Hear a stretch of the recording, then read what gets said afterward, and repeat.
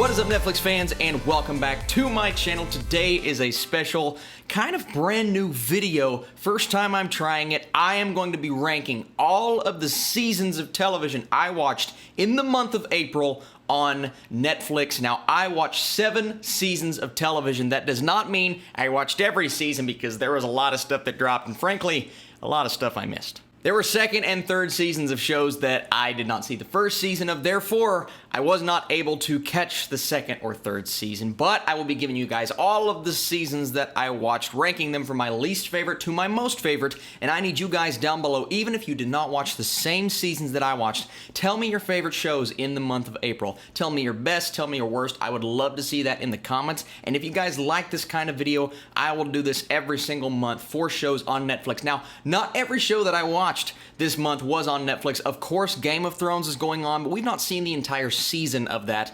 Cobra Kai Season 2 is a season that I watched on YouTube Premium. That is possibly my favorite show that I watched in the month of April, but it's not a Netflix show, so it cannot make this list. Regardless, we're talking Netflix. Let's start out with my least favorite show of April 2019. That is actually the show that I just reviewed on this channel on Sunday. It is Chambers Season 1. Chambers tried its very best to be something that is reminiscent to what we've seen so far in shows like Haunting of Hill House, and like I said in my review, it tries to be like Get Out in a way. You'll see when you watch the actual season, but the show itself fell flat for me because I did not care as much about the characters.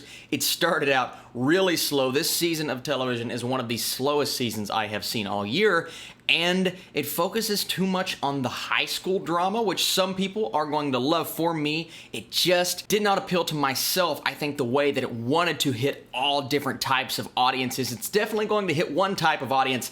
That audience wasn't necessarily me, even though I don't think it's the worst thing I've ever seen. It just wasn't very good. Next up is a show that, revisiting this, really just kind of punches me in the face because my review was so not really controversial, but there were so many people in the comment section saying, well, he likes the show clearly. He doesn't know zombies. He's not the big zombie connoisseur. I recognize that there were issues with this show. It wasn't the best zombie show I've ever seen, and I said that in the review. I thought Black Summer was pretty good for what it was going for. Stephen King agrees with me on Twitter, so that's good, but I do think this is a show that, like I said, is going to be divisive. Some people are going to see it and say, well, they're just kind of running away and they're not doing what I want them to do in a show like this, and I get that. For me, it was just better than I thought it was going to be. I thought the acting was good. I thought certain plot elements were surprising, and that is very rare in a show molded or put together after The Walking Dead, because The Walking Dead really set the standards for what a zombie show could and should be. Black Summer comes out, feels very reminiscent, although I think the character development is not as good as something like The Walking Dead Season 1. Clearly, that season is better than this season, but this season did surprise me in many different ways. Listen, if you don't like it, it's fine. We can have a gentle conversation in the comments. Next up is a show, and really the rest of the shows on this list are shows that I kind of enjoyed, and I kind of enjoyed No Good Nick. Now, No Good Nick is probably not the best quality content you will watch on Netflix, but it is such a smooth watch. I got through this show so quickly because it's so lighthearted, fun, quirky. Like I said, you have the laugh track, you have the multi-camera comedy. We haven't seen a show like this in quite some time. I liken it to what Fuller House was when it came out on Netflix, even though I think this plot is a bit more intriguing, and really this show is even less cheesy than Fuller House. Even though it is full of cheese, I do think a lot of people are going to enjoy this, and I recommend it if you are into the laugh tracks and those kinds of over-the-top characters, and if you love Sean Astin and Melissa Joan Hart, because they're the parents in the show. Next up, and this show is utterly ridiculous. It's another one of those that I could see how you don't enjoy it because it is so over the top, and you get the opportunity to take out Bear Grylls. Maybe not kill him like you thought when you first saw the trailer, but You vs. Wild is an interactive Man vs. Wild. I have never seen anything quite like it. It's not the best quality content. I know I keep saying that for these kinds of shows. April wasn't the best month of Netflix content, but You vs. Wild was fun. It's interactive. You get to make these decisions and tell Bear, instead of doing this, you're going to swing using the rope instead of running over the log, and you have to make the right decision. If you mess up, it will send you back a ways, or it will tell you that you made the wrong decision, and I just thought that was so fun, so entertaining. I could see how it gets old after maybe 3 or 4 episodes, but with a show like this, you don't have to follow it for the plot. You don't have to follow it for seeing where Bear Grylls is going to end up at the end of the season. No, almost every episode, there are 1 or 2 in there that are concurrent, but almost every episode holds its own individual plot, and you get to do your thing. So if you want to try it out, if you want to test out 1 or 2 episodes and just see how it goes, I encourage you, because it is fun, and the interactive thing on Netflix, that's something to look out for. Now we come to the first season of television in the month of April that I genuinely enjoyed on Netflix, and that is Sabrina, The Chilling Adventures of Sabrina Season 2. Now, I did not like this as much as Season 1. I thought Season 1 had more magic, pun intended. And I also thought Season 1 wasn't as in your face with certain themes, whether that's sending a message to the audience or the satanic aspect of the show, which is something you just have to embrace when you're watching Sabrina. I said this in my review, I'll say it again.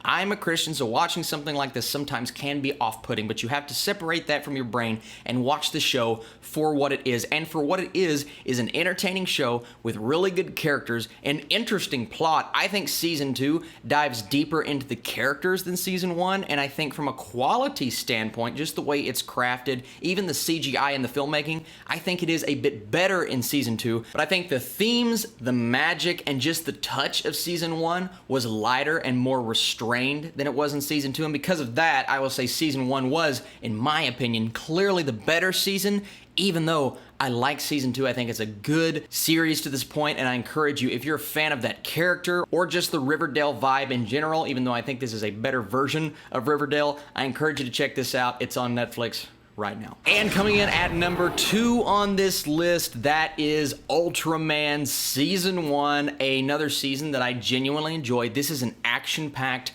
anime show that is bringing back, resurrecting the live action show from a long time ago. A show that has its very hardcore fans. I had those fans in my comment section telling me, Austin, this show is nowhere near as good as the original, or this show is better than the original. This was a very divisive show in terms of the fans of the OG Ultraman. For me, coming in blind, not really knowing anything about the old show, I even said in my review, I'm like, it's based on an anime, and it turned out to be a live action show, and I'm like, oh. But I didn't feel the need to go back and watch the original because I feel like that would cloud my judgment of this new one. I went in fresh, and because of that, I genuinely enjoyed aspects of this show. I thought it was colorful. I thought it was fun. The animation at times, I did miss the 2D anime feel that I got with something like Castlevania. I thought that show was beautiful. This show is really nice to look at, and the CGI is good for the most part for what it's going for. It's a very different style, so you do have to get used to it. It may take you an episode or 2, but the action's good, the characters are good, you get engaged later on. It takes a bit, it takes a few episodes to really understand where this character's coming from, but once you do, I think you're going to enjoy the battles and the action. And if you're a fan of anime, I encourage you to check out Ultraman on Netflix. Hopefully you enjoy it. Now, every season that we have talked about so far, I have enjoyed or really liked. I haven't really loved anything that we've talked about. I loved Our Planet on Netflix. I thought this was a docuseries of all docuseries in terms of nature and just the way that it showcases things that are happening in our world that we are living in right now. I thought it was beautiful. I even had a friend text me the other day, a friend that I would have never seen watching a show like this. He texted me and said, hey man, how expensive are the cameras used in that Our Planet docuseries? I'm like, if this guy is watching this series and appreciating it this much, then this is for anyone. I encourage you guys, if you love beautiful cinematography, colors, incredible camera work, I don't know how they do this, whether it's Our Planet or any of the documentaries that we have seen like this before, and you have to mention the incredible narration by David Attenborough. Of course, we are used to his voice by now because he tends to do things like this